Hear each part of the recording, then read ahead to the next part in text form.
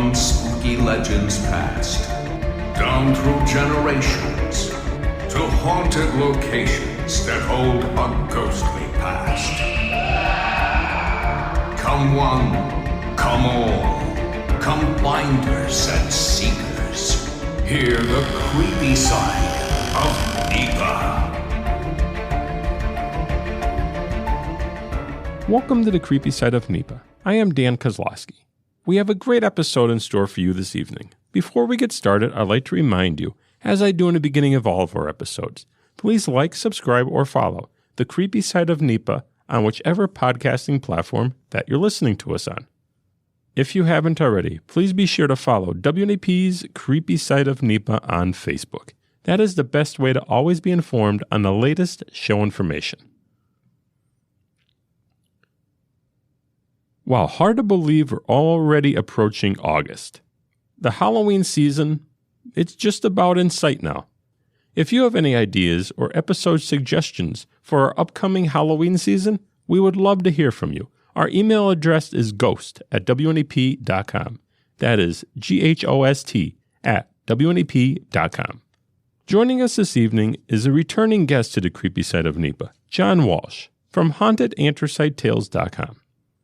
John is here this evening to talk a little bit about the history and the paranormal happenings surrounding the Schuylkill County Jail. John, welcome back to the show. Hey, thank you. It's always a pleasure to speak with you.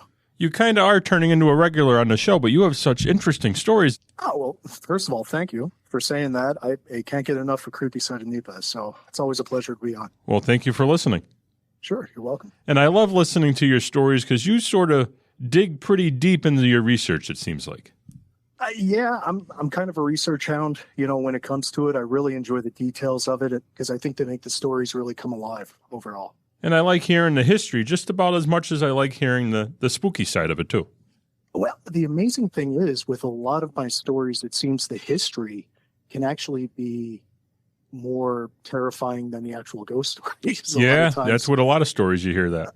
Absolutely, yeah. It's pretty wild stuff. And even this evening, I was going to talk to you about the Schuylkill County Prison, but some of the history when it comes down to the location and what actually took place by individuals, it's pretty crazy stuff.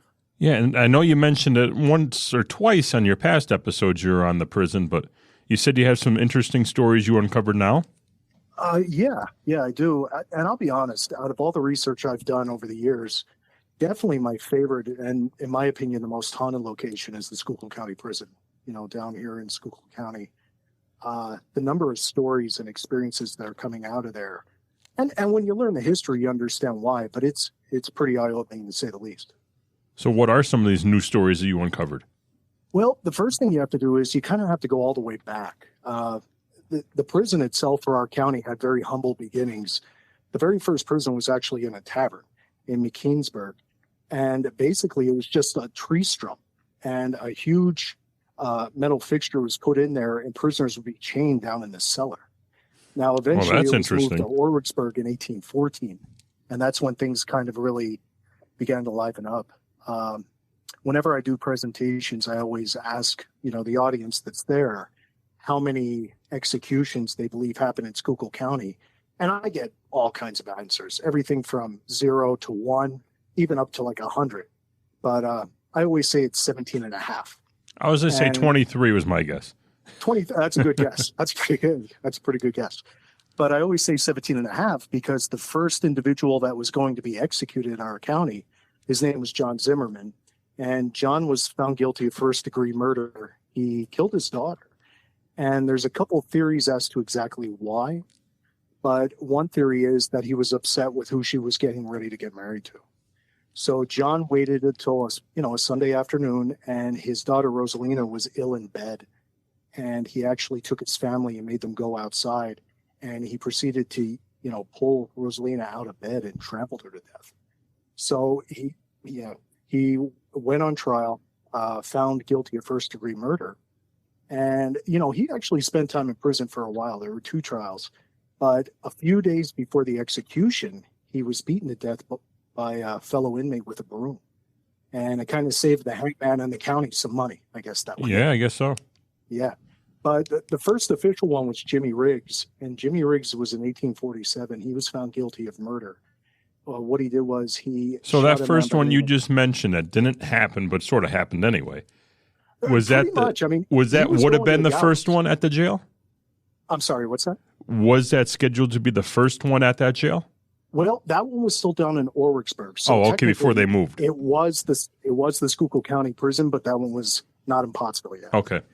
But with Riggs, he was the first execution to go through. And Jimmy Riggs shot a man by the name of Charles Gunder. He actually shot him right through the mouth on his front step. And of course, he went to trial, found guilty of first-degree murder. And Jimmy swore up and down it was self-defense, and many lawyers said the same thing. And he tried everything. He tried to break out, tried to commit suicide a couple of times, everything he could do. But eventually he went to the gallows. Now, the day he went, it was right in the courtyard, right outside of the prison. And when he was hanged, they had him hanging there for 32 minutes. Wow. And long time. Yeah. When they finally cut him down, they immediately took his body inside, and there were doctors that were waiting for him. They brought him back into the cell and hooked him up to a galvanic battery. And they started to electrify the body to see if they could resuscitate him. And it's pretty wild stuff, because I always wondered to myself, what would have happened?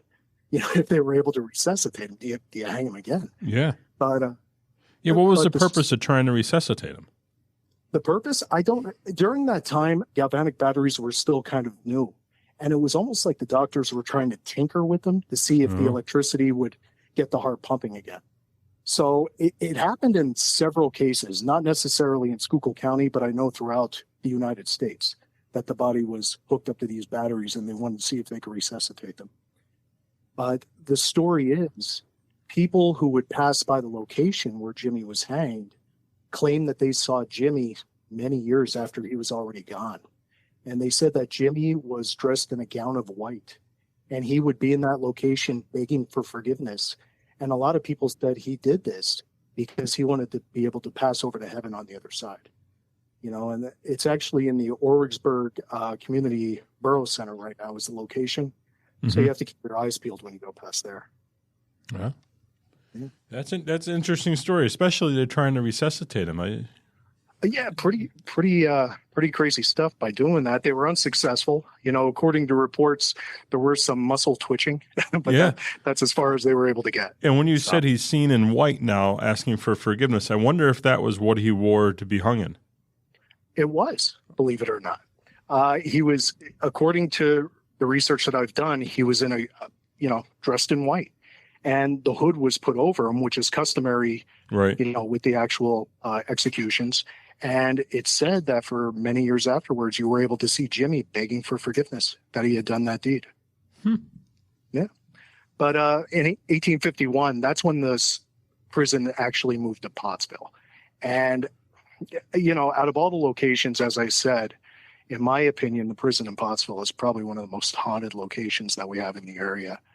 Overall, there were 16 executions that took place. 9 were Molly Maguires. And some of the stories of the executions and some of the people that were in there is just incredible. The first one was Joe Brown in 1875. He was convicted of double homicide. He killed a husband and a wife by the name of Kramer. And this is the one I mentioned to you that when he was hanged, the body was actually cut down and no one claimed the body. So what they opted to do was they took the body and went into the back section of the prison within the prison yard and buried the body right there. I do remember you mentioning that story. Yeah. And there was no documentation at all that he was ever exhumed. So his body pretty much just became the earth again within that area. And it might explain some of the, occurrences that people have claimed there. By far the most infamous are the Molly Maguires on June 21st, 1877. And the most famous story associated with that is the story of Patches. There was one man, his name was Thomas Duffy, and he was a Molly, and he was said to be, out of them all 6, he was the most innocent. So the governor sent his secretary with a reprieve in his pocket, and he said, if you get enough evidence that Duffy is innocent, we'll let him free. So the secretary went from Molly to Molly right down the corridor, and everyone really didn't mention him. That is until they got to James Rorty. Once they got to Rorty, Rorty swore up and down that Duffy had nothing to do, with the murders or anything to do that he was implicated in. But the secretary did not believe him, and Duffy ended up going to the gallows that day. Now, within the Schuylkill County courthouse, which is not the courthouse where the Mollies were tried, it's a different one, but claims are made that you can actually see a ghost walking throughout, and it's been affectionately called Patches. And a patch town is just like a little town, basically shacks, if you will, that the coal barons would put up for the miners. But there's been two renditions that I've heard. One is that it's a man that's dressed in a black suit, white shirt, black tie, and he's said to be a Molly Maguire that was going to the gallows, and they think it was Duffy. The second, people have claimed that you see a man in mining garb walking throughout the courthouse on the main stairs and the corridors and in the courtrooms. And, the claims are that it was Duffy because he was an innocent man. When I hear these stories, I always like the ones like when you mention he's in a coal mining outfit. Because as soon as you see something like that walking through the courthouse, you know it doesn't belong. Oh, absolutely. If you saw a man in the suit, he might not seem that out of place.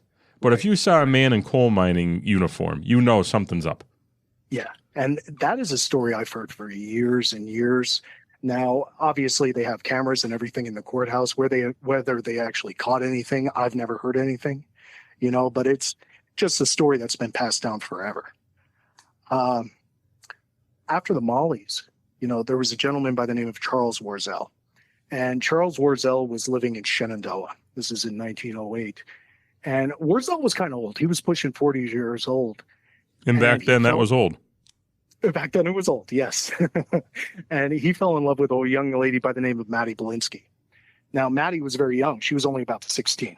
So Charles decided he was going to ask for her hand in marriage. So one day, he showed up in his Sunday best, knocked on the door, and he said, "Today's the day you're going to marry me." And Maddie looked at him, and she said, "No, I'm not going to." And he was heartbroken. He couldn't understand why. And that is until she told him that she had fallen in love with his brother, and she wanted to marry him instead. Well, just then Charles, pulled out a pistol, and he was about to shoot her because he couldn't handle the news. And she took off running through Shenandoah. Now, she ran into a tavern. And when she ran inside, there were some patrons that were seated at a bar. And behind her, a couple of steps, was Charles. And just when she ran past the bar, he pulled out the gun and he started firing. And he shot her twice. Now, it said that he, turned around and he took off. He tried to run away, but they brought him back in. And when they brought him in, they wanted to show him what he had done, to his prospective wife, who he wanted to be with. So they brought him up towards the body. And when he got very close, he said, "Now you are done," and he was brought on the trial. Well, when he was in the Schuylkill County Prison, at night, he can be heard screaming in his cell. And the prison guards would come in and they would check and they would say, "What's going on?" And when they would get there, they would find him cowering in a corner and they couldn't figure out what the problem was. Well, they started to ask him, and he made the claim that Maddie Belinsky's ghost was actually coming to him within his cell. And she would just stand there and look at him. Now, Charles Warzel was adamant that he did not kill that girl. He was not the one. Even though there were witnesses that saw him do it, he said forever it was not him. But one night, just a few days after he was found guilty of first-degree murder, he was going to the gallows, a terrible thunderstorm rolled through. And when the storm rolled through, obviously thunder and lightning were hitting very hard. Mm-hmm. It said that he looked out in the courtyard. And when he looked out, just then a lightning strike came down in the prison yard and hit. And when it hit, standing in the middle of it was Maddie staring up at him, pointing. And he just completely broke down. He was screaming hysterically. The guards came rushing in, and that's when he finally admitted that he had killed her. So he ended up going to the gallows a few days later. And when he went up to the gallows, they put him up, they put the hood on top of him, and he was speaking, calling out for his brother. And right when the hood was put on him and the noose was put on him, he started to faint. So, he was out cold. So what do the men do? Because Schuylkill County, they pick him up by the arms. Yeah, they're going through with it. Put a rope right around him and they hoist him up. And then they put the noose back on him and they dropped him. And he was hung until he was dead. But he hung there for about 23 minutes. And then after he was killed, he was brought right back into the prison, and the brain was taken out of Warzel because they wanted to compare his brain to a normal, what they considered a normal person's brain, and they wanted to see if the sizes kind of correlated. Boy, they did some weird stuff back in the day, didn't they? Man, it's Schuylkill County, Dan. I mean, you have Yingling not too far, and some of the things that they would do, between galvanic batteries and cutting out brains and all kinds of stuff, it's pretty wild. Yeah. Yeah. But, it's interesting because that same year, Charles Warzel and a man by the name of Ratzius were both executed in Schuylkill County Prison. But in June of 1908, the warden was in his office, and all of a sudden he received this paper. And on the paper was all these signatures of prisoners, and it was a petition. And he was confused. He didn't know what it was about. So he went to the cell block, the corridor, and he asked the prisoners, what is this? What are all these signatures? What is this for? They wanted to be moved out of the cell block. And he said, what do you mean moved? They didn't want to be moved out of the prison. They just wanted to be relocated in the prison. And he said, why? Because it was only on one side of the corridor, and he couldn't figure out what the issue was.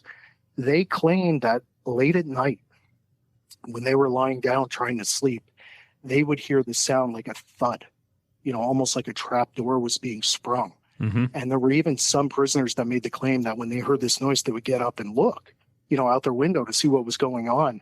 Some of them actually claimed that they would see a noose with a shadowy body just swaying, in the summer breeze.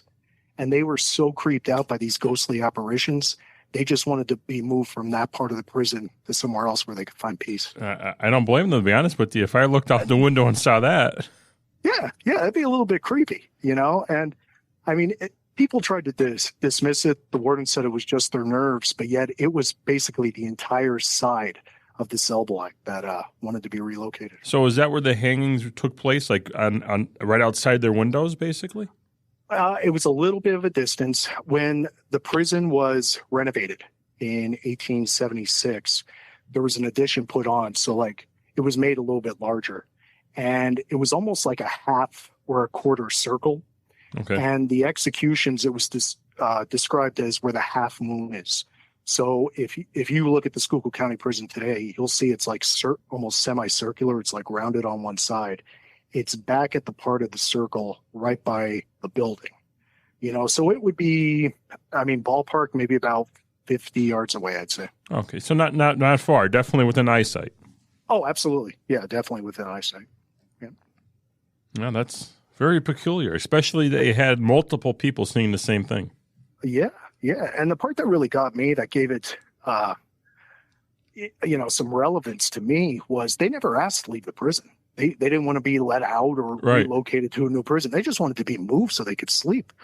They were so creeped out. So it's kind of interesting. I wonder if they ever went through moving them. Not that I'm aware of. No. The research I saw, they basically stay put. I guess that was part of the sentence. To deal with that. But one of my favorite stories has to do with one particular cell. Throughout the history of the Schuylkill County Prison, there's been a lot of tragic things that have taken place within the walls. And sadly, suicides have been a big one. Well, there was a woman by the name of Fanny Struthers.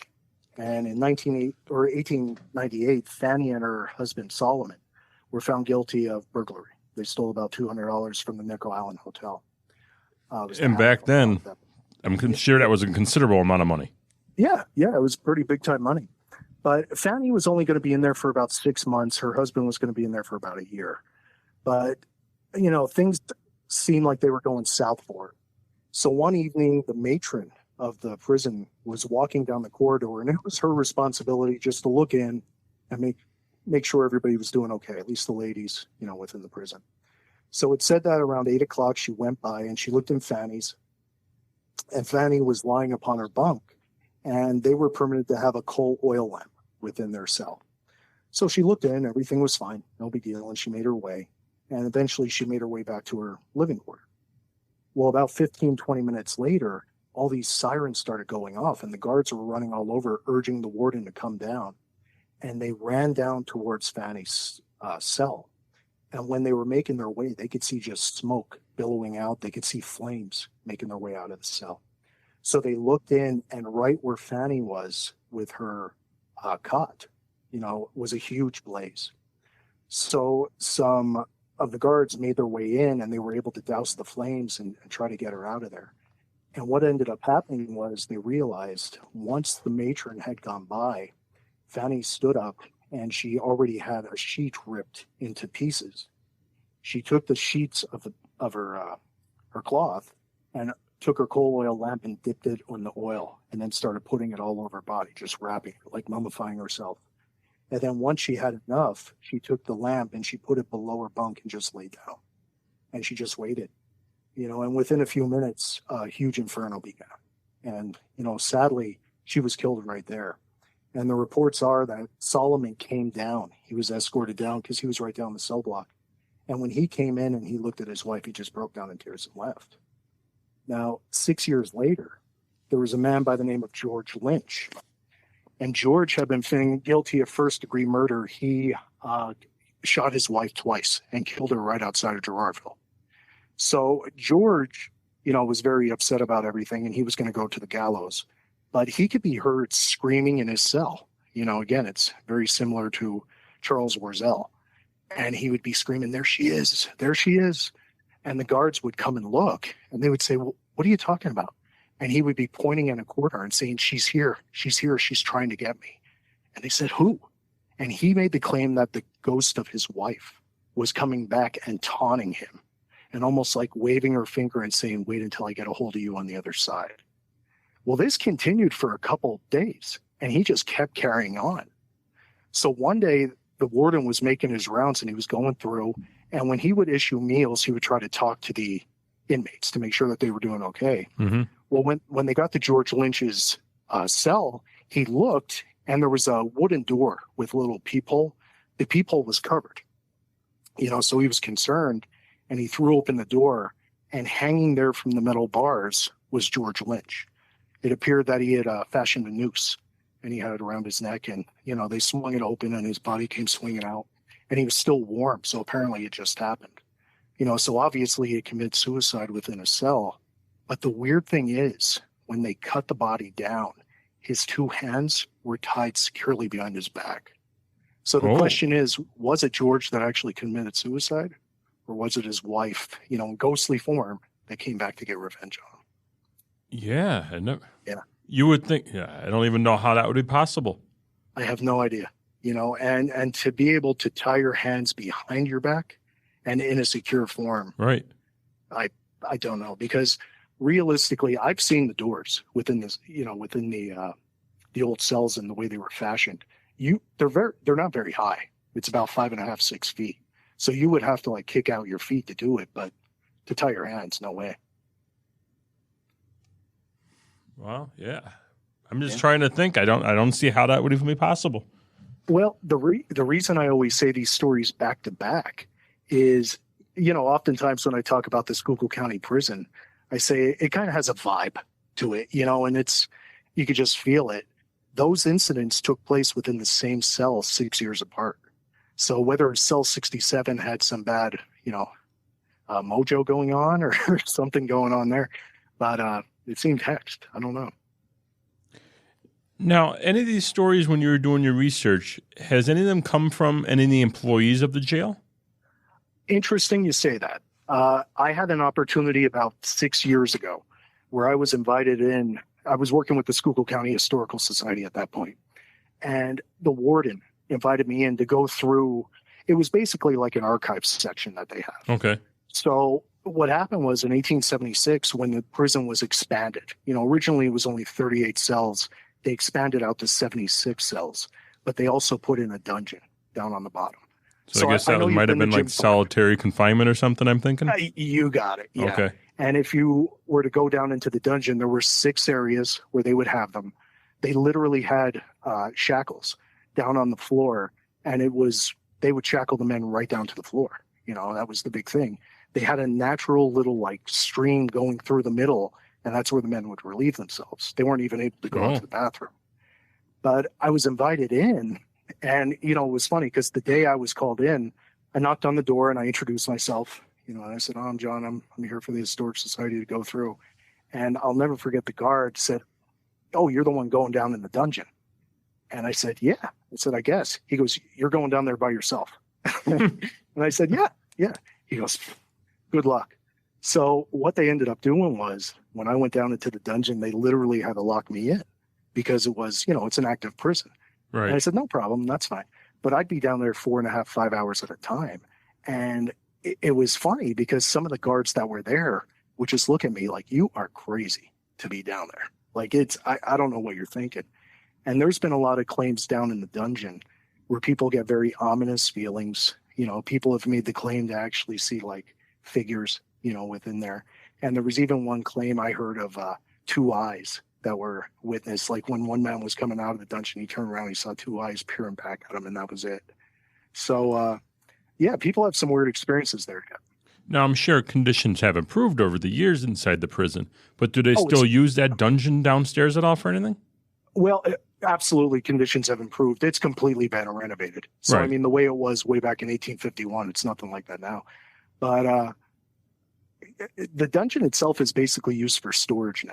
Okay. At least it was when I was there. And, some of the materials they have down there, some of them were pretty neat. One of the things that I found that really caught my attention, there were huge ledgers that the warden would write the names of the inmates in and exactly how long they were there. And it was all done by hand. And when I say huge, I mean huge, and there were several of them down there that ended up going to the Historic Society. But it's mainly used for storage right now. I didn't know if they still had like solitary confinement, so to speak, downstairs. Not that I'm aware of in county. I can't say for sure that there isn't a solitary somewhere within there, but that I know of. I've only gone in there as a visitor, thankfully. Mm-hmm. Yeah.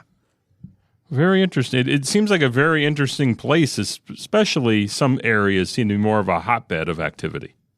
It seems like the older part of the prison is the place. And, things have changed very much. If you look at the prison now, most of the fence or most of the stone workings going around, not most of it, but like the original is on the left-hand side if you're looking at the prison. And, the actual castle-like dome and everything is all original. And that's even interesting because it was the architect who designed it. His name was Napoleon Lebrun. And Lebrun fashioned it after Eastern State Penitentiary. So it has a lot of connections. I always said that Schuylkill County Prison was kind of like the baby brother of Eastern State because we sent so many individuals there. Yeah. Anytime you talk about prisons, I don't know, I get a weird feeling. You know what? It has to be tough. And even the guards, the corrections officers that are there, I give them tons of credit. It cannot be an easy job. And especially when you have a prison that has a reputation of being spirited. Yeah, just the prison in general has a weird job. But then you bring in the whole paranormal, and it's got to make it a lot harder. Yeah, it could be. And one thing I'll say, though, too, when I was there for several weeks during the summer a couple of years ago. They could not be more hospitable to me. They were wonderful to me. They bent over backwards trying to help out the Historic Society, and they were great to me. And, it was such a valuable experience being able to go in there because back in the day, they used to give tours. And that's pretty much over now. They wouldn't do that now. Yeah. But just to have a chance to go in, and look through the materials, because that speaks so much to me that they're trying to preserve the history of the area. Now, looking at the jail today, how much of the property is basically dating back from that time period? Yeah. If you go in the front of the jail and you look directly at it, the main part of the front of the jail, that's all original. Okay. So, if you go all the way up to where the tower is, the front, and even the stone structure, the stone gate going around the side and to the back, but right on the right-hand side, where it changes over and it starts to turn. That's where they started to do the additions in 1876. So even going back 1876 is quite a long time ago. Oh, yeah, definitely. Now, keep in mind, the gate or the stone structure going around the prison, that's from 1876. That has not been changed at all. The prison itself on the inside, that's completely different. That's right. State of the art. Yeah, it's I mean, in 1984, there was huge renovations done, within there. So it doesn't resemble the original prison at all, except for the very front of the prison when you walk in. That's all legit. They have not changed anything. And there's a historic marker there, so they really can't. But, the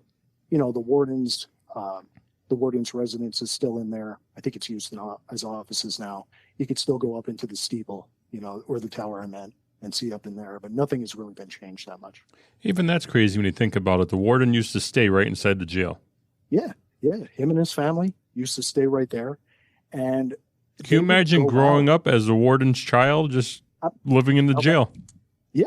I mean, I've read accounts in newspapers about people that have been there and their kids. And, it's funny because there were a couple accounts that I have. I'm doing a book on the historical aspect of it. And I have the Haunted Anthracite Tales, which is all the ghost stories. Mm-hmm. But the other one I'm doing is called Led to the Gallows. And that one actually focuses on the executions, infamous inmates, and the escapes, within there. And some of the stories, one of them, there was a warden's wife who actually thwarted a prison escape. She found out that they were trying to make their way out. And she was the one who stopped everything, or else these guys would have gone free. So there's a lot of really cool stories, especially with the warden's family that was there for years. Yeah, like I said, the history sounds just about as I wouldn't say exciting, but just about as interesting as the paranormal. Yeah, there's a lot to it. And even with the paranormal, I'll give you another quick story if you're game. Sure. Back in 1923, there was a man by the name of Adam Hefner. Now, Adam was originally living in Ringtown with his wife and his children, and he had a neighbor. His name was John Williams. Well, John supposedly took a liking to Adam's wife. So John would take his wife for joyrides. They would go out in his car and they would drive around, and it was kind of a novelty at that time. Well, Adam obviously became upset, and he decided that he was going to take his wife and his family and move, and they moved to Pottsville. So they were living, out towards the prison, and they were there for themselves for a couple of weeks. And who moves in just a couple of doors down but John and his wife? So, John ended up taking up a job as a miner. And one day in October of 1923, it's about 5:30 in the morning, John woke up and he made his way out, and he was walking in front of the prison going to work. And just then he heard someone yell his name. So he stopped and he turned around, and it was Adam. And he couldn't figure out what was going on. Well, Adam was quite upset with him. The reason is, a couple weeks before, supposedly Adam's wife had gone for another ride with John. And Adam found out and confronted his wife, and, they got into a fight. So Adam's wife had had enough, and she said, "That's it, I'm done. I'm moving back in with my mom." So Adam immediately went and got a truck and brought the truck back and started packing up all her belongings. Well, while he was doing this, Adam's wife spotted, a gun that they had gotten for their son for Christmas. So she walked down, took the gun out of the back of the truck, walked to the back of the porch, and shot herself in the head and killed herself right there. So Adam blamed all of this on John. Well, Adam called out John's name, and John turned around, and Adam said something about his wife. And John went to answer, but before he could, Adam took out a gun and shot him and killed him right there. He then walked up to the body and looked down, said quietly, "An eye for an eye, tooth for a tooth," walked up to the door of the Schuylkill County Prison, knocked on the door, and turned himself in for what he had just done. And when he was questioned in his cell in Schuylkill County Prison, the detective would come in and ask him why he had done that. He made the claim that his wife would show up in his bedroom after she had committed suicide and look at him with these very sad eyes, and her arms would be outstretched. And Adam knew that she was trying to get across to avenge her death. And the only way to do that is to kill John. So in his cell, Adam claimed that his wife came back, and when he saw her the last time, she had a big smile upon her face because he had done what she wanted him to do. And he went to trial. He was going to be convicted of first-degree murder, but at the last minute, they deemed him insane. And he actually spent the rest of his life at the Fairview Insane Asylum. Wow. Yeah. So, a lot of these seem to have some form of people coming back with a message. And it seems, listen, the one thing I've learned, especially with wives, be extremely nice to your wife.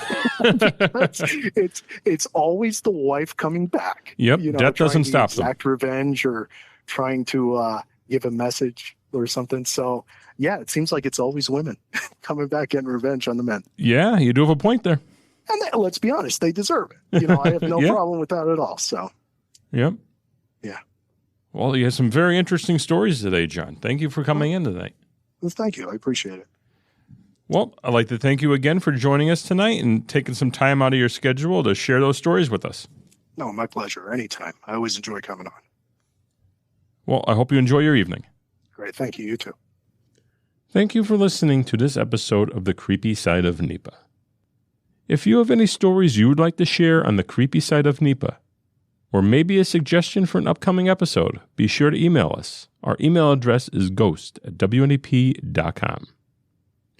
Until next time, enjoy The Creepy Side of NEPA. This has been The Creepy Side of NEPA. If you have a spooky story that took place in northeastern or central Pennsylvania, send it to ghost@WNEP.com for your chance to share it on an upcoming episode.